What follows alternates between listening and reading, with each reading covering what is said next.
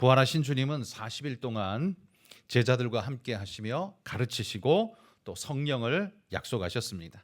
그리고 감람원이라는 이 감람산에서 승천하시게 되는데, 제자들은 그분의 승천을 눈으로 목도하면서 부활로 확인되었던 주님의 그리스도이심을 다시 한번 확실하게 확인하게 된 셈이 되었습니다. 그리고 그분의 승천은 그분이 약속해 주신 모든 약속이 허황된 공수표가 아니라 확실한 보증의 약속임을 깨닫게 했습니다.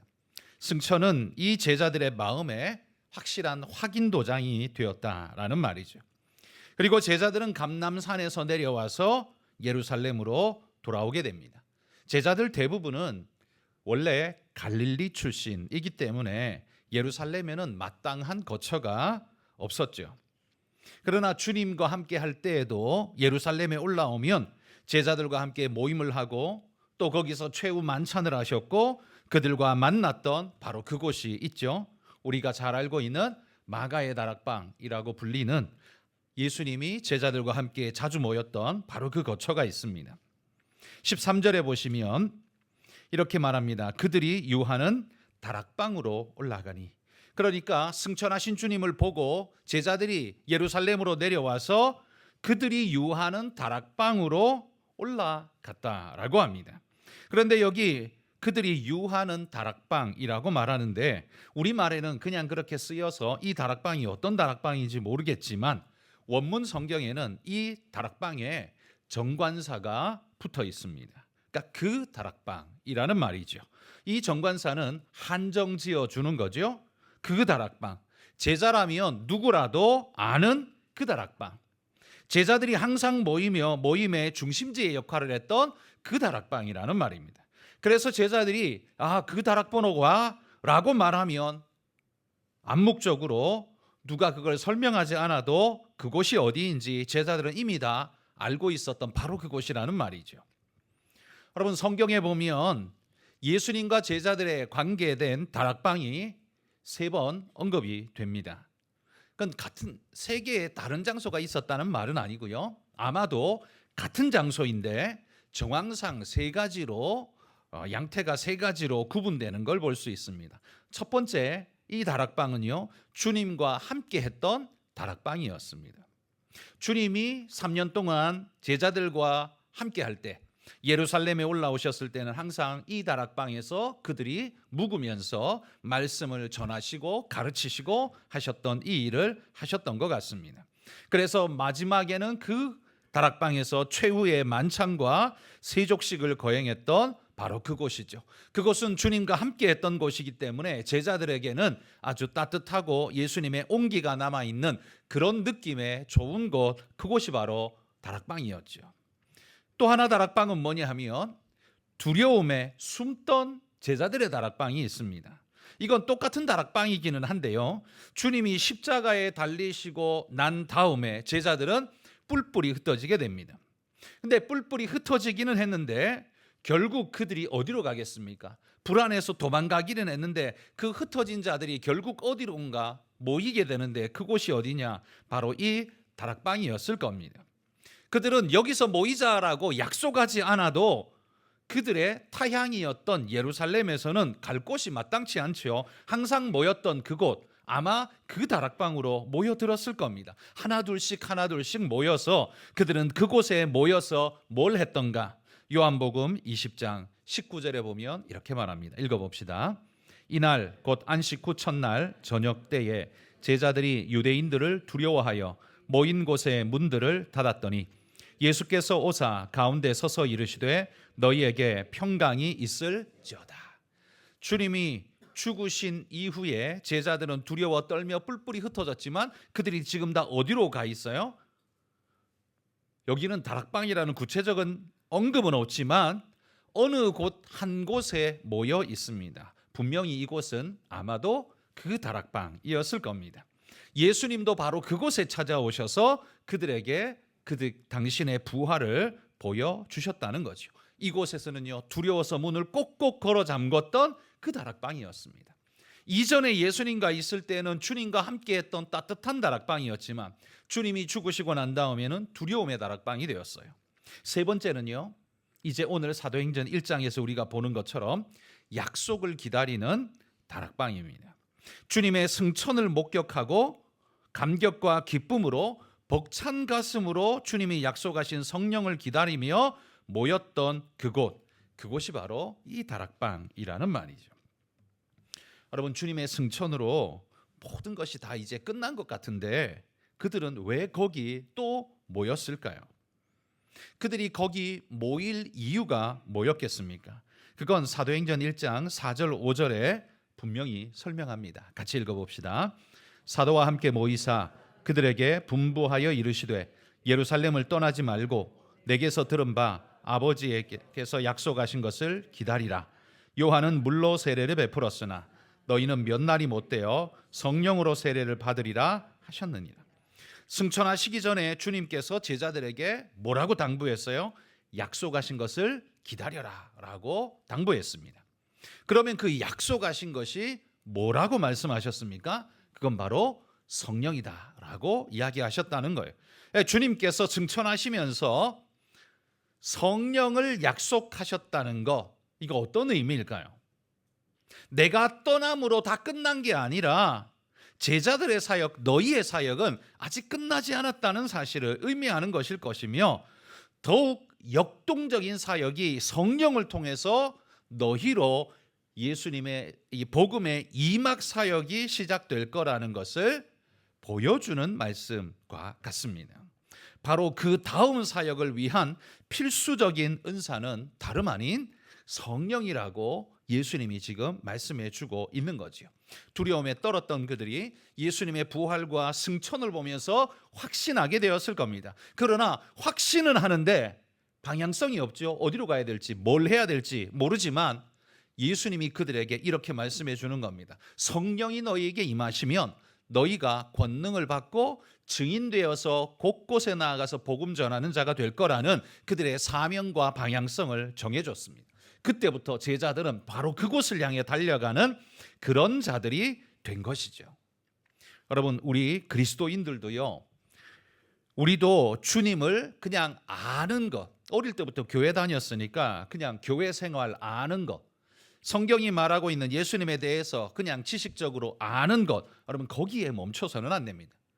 제자들이 예수님의 이 마지막 명령을 받지 못했다면 제자들은 그 마지막 다락방에서 아마 쫑파티를 하고 다 끝나버렸을 겁니다.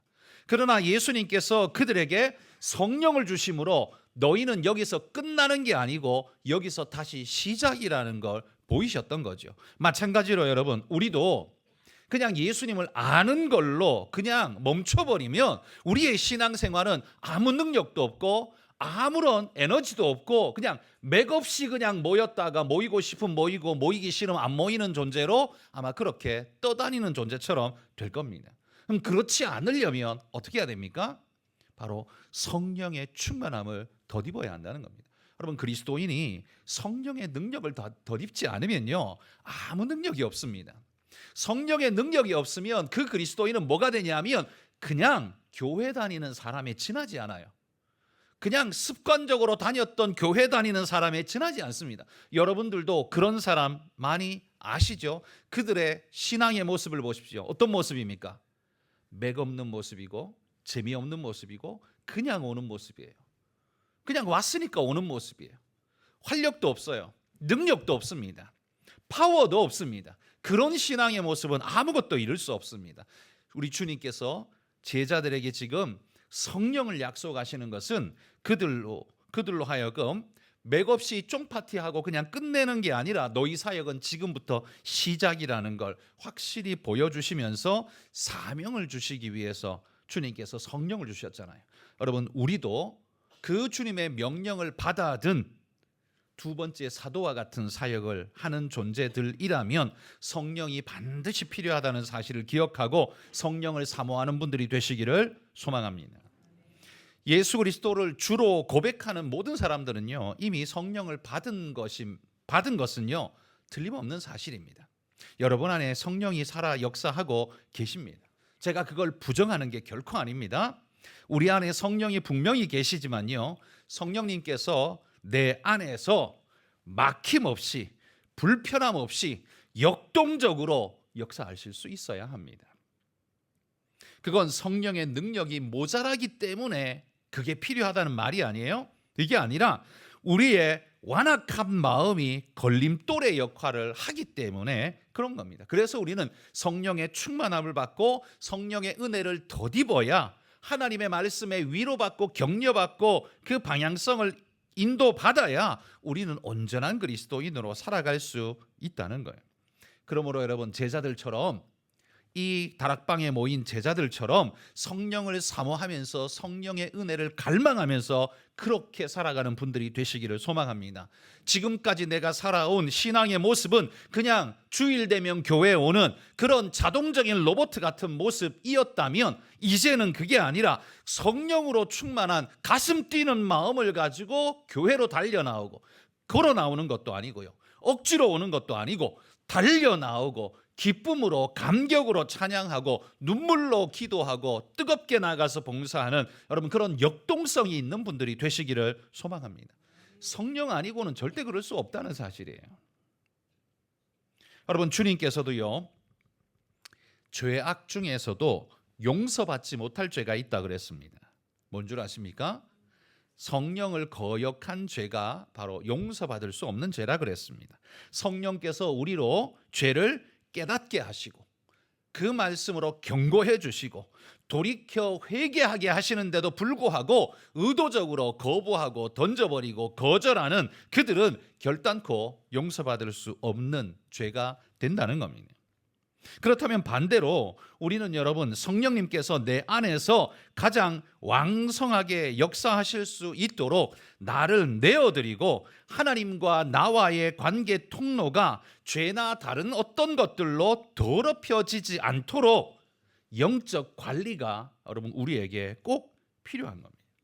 이 영적 관리의 최고봉이 뭐냐 하면 그게 바로 말씀과 기도라는 겁니다. 여기 제자들이 이 다락방에 모여서 뭘 했다라고 말합니까? 기도했다라고 말하죠. 여러분, 기도는요, 자신의 분주한 모든 것을 멈추어 서서 하나님을 기억하고 하나님을 묵상하며 그분과 교통하는 것이 기도입니다.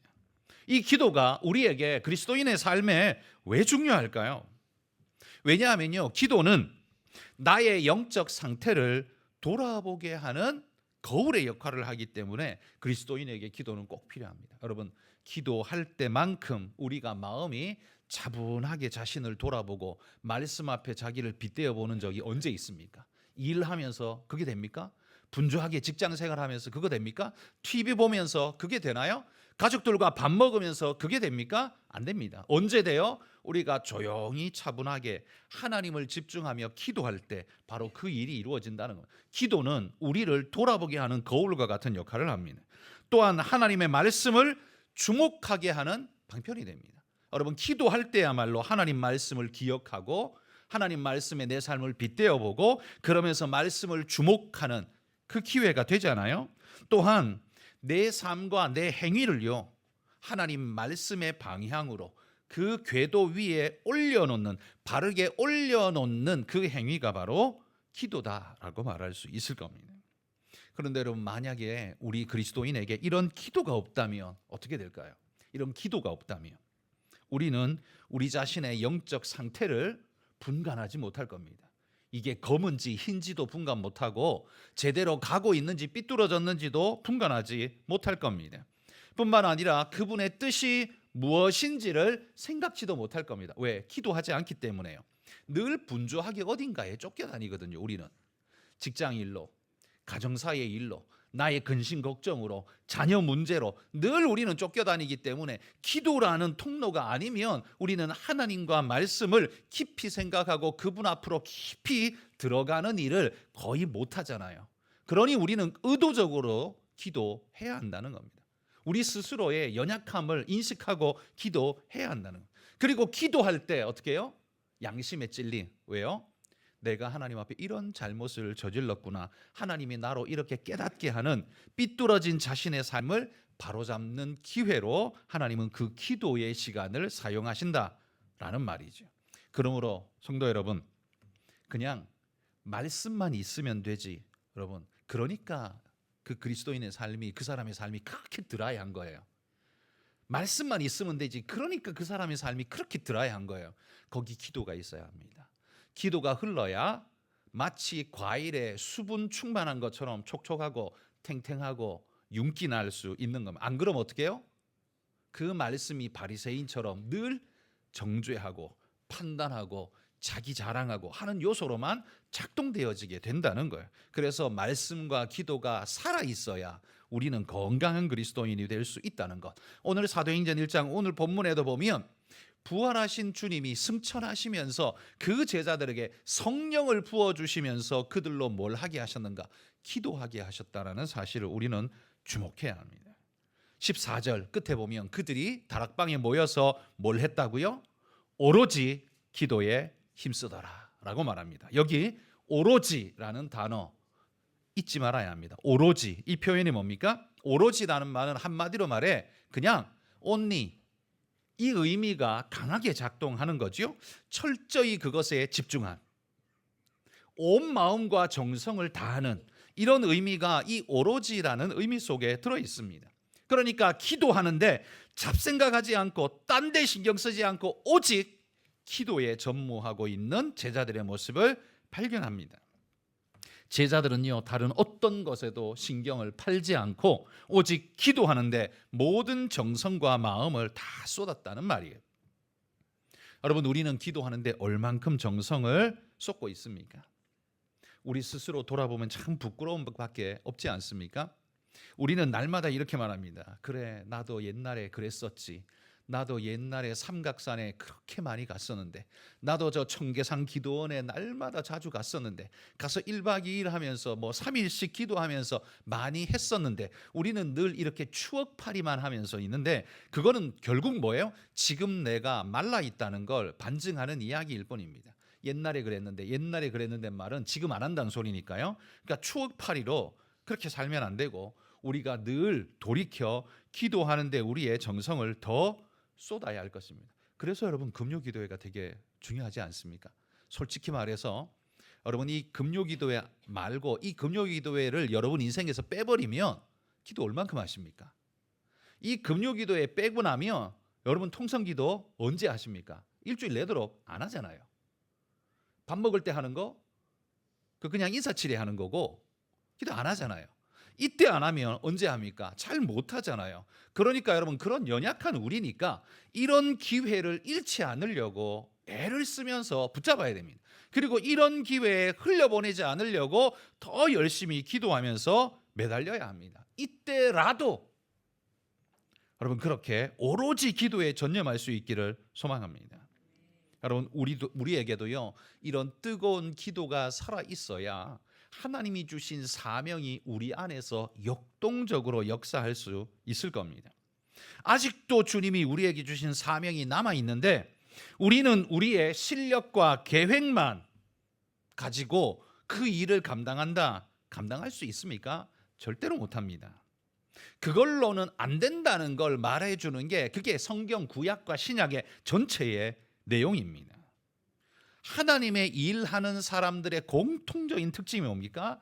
하나님의 은혜에 사로잡혀 성령에 이끌려, 그겁니다. 여러분, 똑똑해서 혹은 멍청해서 못 배워서 그거는요, 하나님의 일하는데 부차적인 이야기일 뿐이지 그건 주된 이야기가 아닙니다.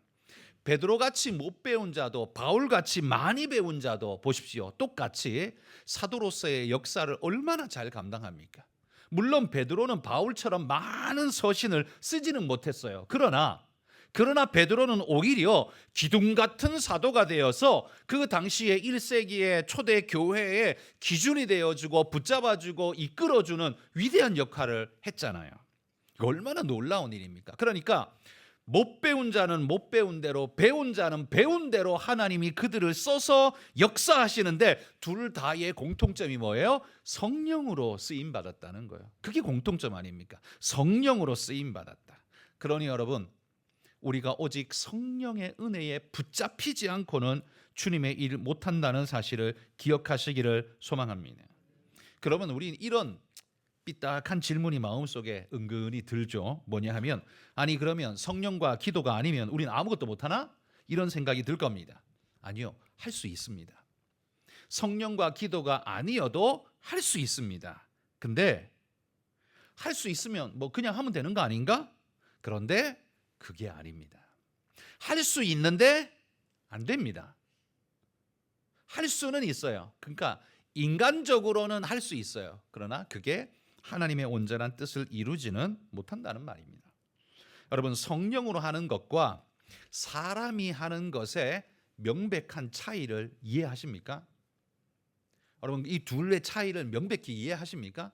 성령으로 하는 사람하고 사람의 능력, 사람으로 하는 사람하고 교회 하는 능력, 이 두 사람이 다 있어요. 다 있어요. 누가 보기에는 다 똑같이 하는 것 같아요. 그런데 여러분, 그걸 분별할 수 있어야 합니다.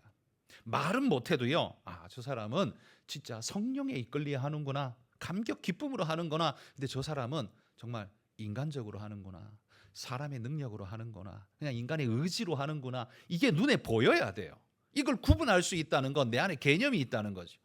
여러분, 이 둘의 차이가 뭔지를 보여주는 가장 선명한, 가장 분명한 예를 들자면 저는 사울 왕과 다윗 왕을 예로 들고 싶습니다. 사울 왕도 하나님이 세웠고 다윗 왕도 하나님이 세웠습니다. 오히려 사울이 왕 될 때에 오히려 나이도 적절했어요. 나이도 40세. 나이도 적절했고 키도 남들보다 훤칠하게 커서 그럴듯해 보였고 부모님을 생각하는 효자였고 암몬이 쳐들어왔을 때 성령에 사로잡혀서 그 암몬 족속들을 물리치고 이스라엘을 구원하는 승리를 가져다 주기도 했습니다. 모든 것이 나쁘지 않은 훨씬 더 좋은 조건이 사울 왕이었어요. 그런데 결국이 어떻게 됩니까? 사울은요, 자기 욕심에 빠지고 인간의 유혹에 빠져서 하나님의 길이 아닌 결국 자기의 길, 욕심의 길, 마귀의 길로 가버렸습니다. 이게 사울이죠.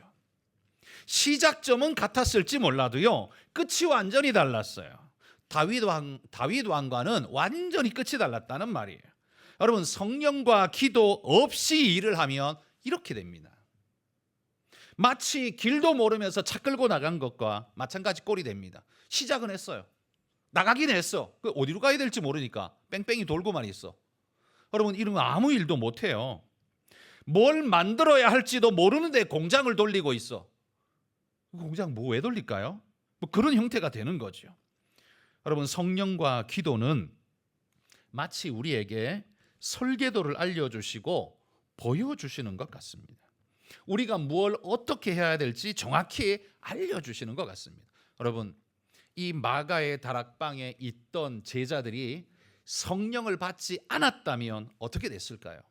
그들은 여전히 두려움에 사로잡혀 문 걸어 잠그고 아까도 계속 말했다시피 쫑파티하고 끝났을 겁니다. 야, 빨리 헤어지자. 여기 있다가 잡히면 큰일 나. 빨리 헤어지자. 그리고 다시 만나지 말자. 아마 그렇게 하고 끝났을 거예요. 그렇지만 그들이 성령에 사로잡히고 기도하는 사람들이 되었을 때는 어떻게 해요? 문을 걸어 잠긴 게 아니라 문을 박차고 나가서 그들 앞에 오히려 달려나가서 복음을 전하는 자가 되었다는 말이에요.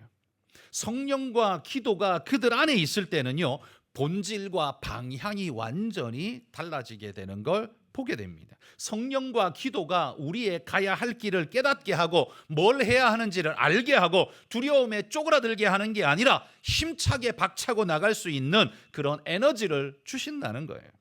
하나님의 뜻을 깨닫고 자기를 돌아보며 어디로 가야 할지를 성령이 깨닫게 하신다는 말이에요. 그러므로 성도 여러분, 여러분의 가정도 성령과 기도로 꾸려가시기를 축복합니다. 여러분, 가정은 돈만 있으면 됩니까? 돈만 있으면 먹고는 살겠죠. 가정이 먹고만 살면 가정이 됩니까? 그 자녀들의 바른 교육과 방향성은요, 그 자녀들을 세워주는 바른 건강한 세계관은 무엇을 기초로 세워줄 것이며 무엇이 옳다 그르다 할 것이며 어디로 가야 옳다라고 가르쳐 줄 수 있습니까? 무조건 돈 버는 게 답이고 돈 벌 수만 있으면 무슨 짓이든 해라, 이렇게 가르친다면 그 가정은요, 보나마나 파산의 가정이 될 겁니다. 성령과 기도 없어도요 가정생활은 할 수 있습니다. 그러나 하나님이 기뻐하는 가정생활은 절대 못합니다. 하나님이 복 주시는 가정은 절대 못 만듭니다. 여러분의 가정도 반드시 성령과 기도의 역사가 있어야만 여러분 가정이 건강하고 바르게 될 수 있다는 사실을 믿으시기를 바랍니다. 교회 사역은 뭐 두말할 것 없죠. 당연한 겁니다. 교회 사역도요 가정에도 뭐 돈만 있으면 가정이 그냥 꾸려갈 수 있는 것처럼 교회도요 기본적으로 상식만 있으면 이 사람들이 모인 공동체 대충은 끌고 갈 수 있어요. 상식만 있어도. 적어도 우리는 그냥 상식 있는 존재들이니까 웬만큼 사람들이 원하는 거 꼭 나쁘다는 말이 아니라 그냥 상식에 준하는 대로만 해도 적어도 어느 정도는 끌고 갈 수 있습니다. 그러나 상식으로 하는 사람에게는 절대로 성령의 역사가 일어나지 않습니다. 하나님이 기뻐하는 능력의 역사 일어나지 않고요. 하나님이 그 안에 역사하지도 않습니다. 그러므로 여러분, 교회 안에서 상식으로 일하는 사람과 성령으로 일하는 사람을 구분할 수 있어야 한다는 말이에요. 그러면서 자기 자신을 봐야 합니다. 나는 상식으로 일하는 존재인가 아니면 성령으로 일하는 존재인가를 돌아보셔야 합니다. 교회가요 성령으로 일하는 자가 많아야 그 교회가 건강성이 높아집니다.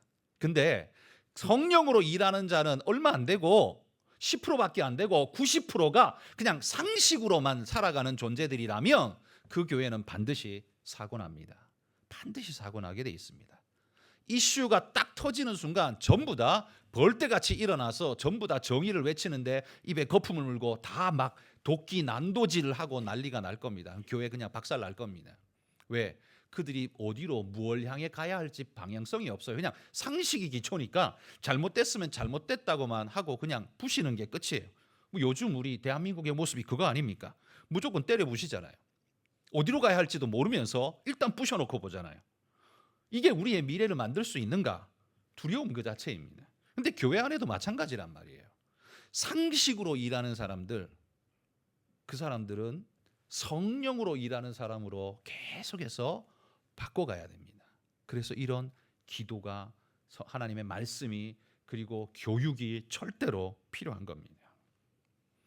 여러분, 이 상식으로 일하는 것과 성령으로 일하는 것에 대한 구분, 이 둘이 뭐가 다른지를 이해하시는 분은 성령과 교회에 대해서 이해가 분명히 있는 분일 겁니다.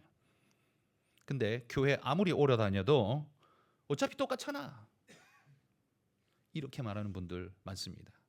뭐 50년, 70년 다녔는데도 이렇게 말하는 사람들 교회 안에 되게 많습니다. 뭐 어차피 똑같잖아. 개념이 없으니까 그렇게 말하는 거예요. 그러니까 교회가 그렇게 가는 거예요. 세상적으로 그냥 물 위에 떠다니는 부표처럼 떠다니는 거예요.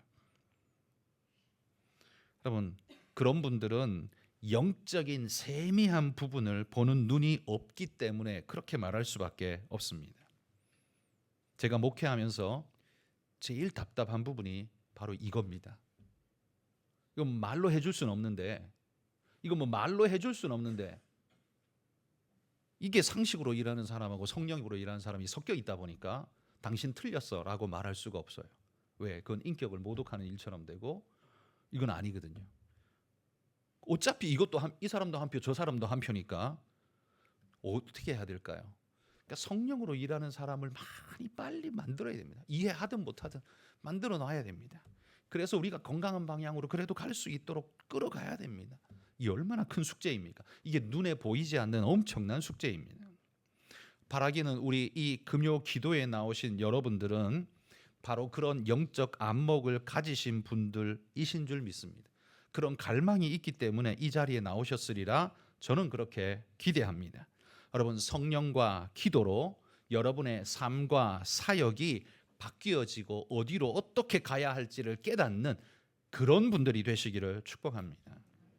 이 부활과 승천의 주님을 경험한 제자들은요, 이 다락방을 두려움에 떨며 문을 걸어 잠그던 두려움의 다락방을 뭘로 바꿨어요? 기도의 다락방으로 바꿨습니다. 그리고 성령의 은사가 임하는 다락방으로 바꿨습니다.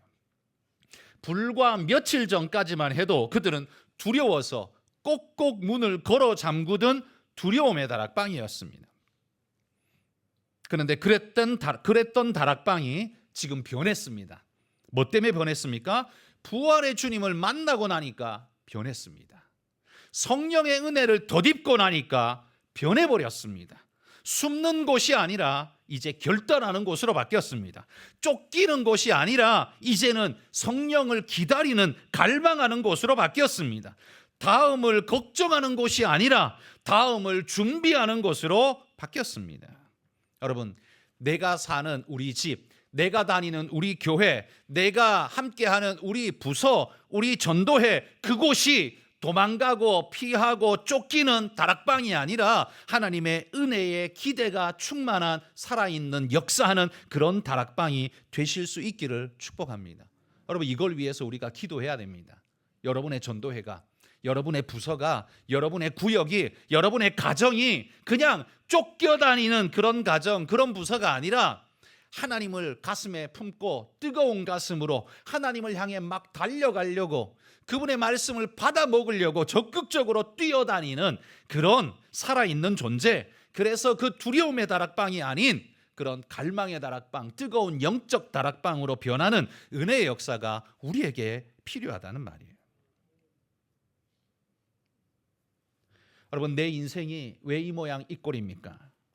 사람들이 말하는 이 모양 이 꼴은 돈과 능력 두 가지가 아마 가장 큰 기준일 겁니다. 그런데 그리스도인들은 다르게 물어야 합니다. 하나님, 나는 왜 이 모양입니까? 라고 했을 때 그건 뭐예요? 왜 돈이 없나요? 나는 왜 능력이 없습니까? 그게 아니에요. 하나님, 나는 왜 이렇게 메마릅니까? 하나님, 나는 왜 하나님의 그 뜨겁게 부르짖던 기도를 잃어버리고 오늘 이렇게 갈라진 논바닥 같은, 가뭄에 갈라진 논바닥 같은 모습으로 오늘 내가 이렇게 있습니까? 여러분, 오히려 이렇게 한탄할 수 있어야 합니다.